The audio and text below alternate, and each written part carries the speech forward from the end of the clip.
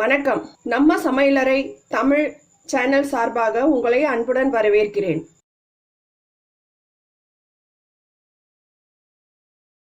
வாங்க இன்னைக்கு நம்ம சமையலறையில காராமணி கத்திரிக்காய் பொரியல் எப்படி செய்யறதுன்ட்டு பார்ப்போம்.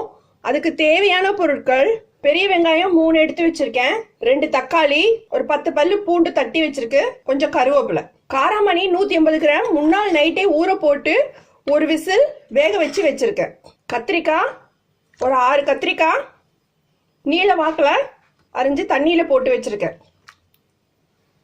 மிளகாய்த்தூள் 3 ஸ்பூன், மஞ்சத்தூள் 1/4 ஸ்பூன், எண்ணெய் 1 கப்பு, உப்பு தேவையான அளவு. இப்போ எப்படி செய்யறதுன்ட்டு பார்க்கலாம். எண்ணெய் ஊற்றிடலாம். எண்ணெய் காஞ்சக்கப்புறம் 1 ஸ்பூன் சோம்பு தாளிக்கிறதுக்கு. விருப்பம் இருந்தால் போட்டுக்கோங்க, இல்லைன்னா விட்டுடுங்க.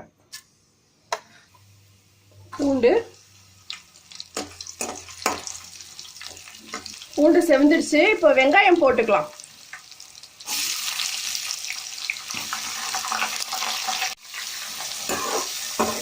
வெங்காயம் நல்லா வதக்கிக்கணும். வெங்காயம் வதங்கிடுச்சுங்க. இப்போ தக்காளி சேர்த்துக்கலாம்.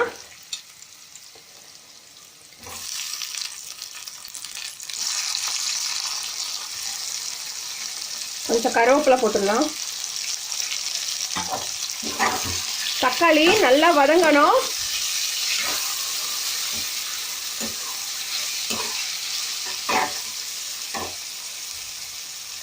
கட் பண்ணி வச்சிருக்கேன் கத்திரிக்காயும் சேர்த்துடலாம். இதோட வதங்கத்தோட ஒரே இதுவா வதங்கும்.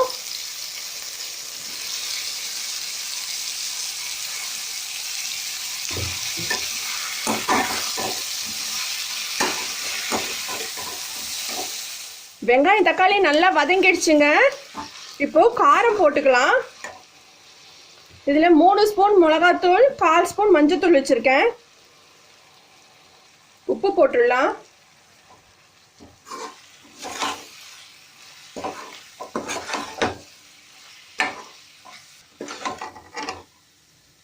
இப்போ காராமணி 180 கிராம் வேக வச்சு வச்சுருக்கேன். இதில் சேர்த்துடலாம்.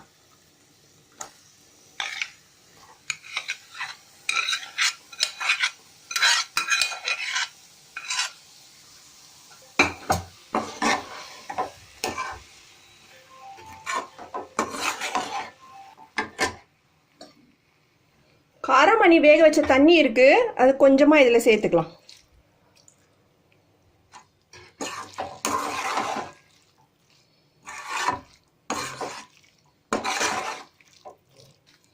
மீதி இருக்க கருவேப்பிலை சேர்த்துடலாம்.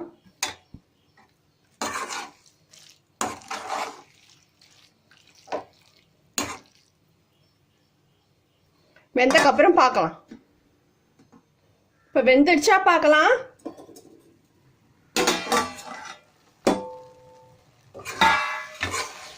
வெந்துடுச்சு.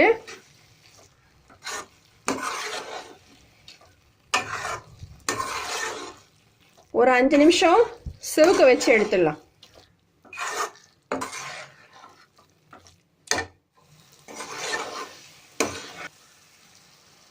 பொரியல் நல்லா செவந்துடுச்சுங்க. இன்னும் செவக்க வச்சா கத்திரிக்காய்லாம் ரொம்ப குழஞ்சு போயிடும். இந்த ஸ்டேஜில் நம்ம ஆஃப் பண்ணிடலாம்.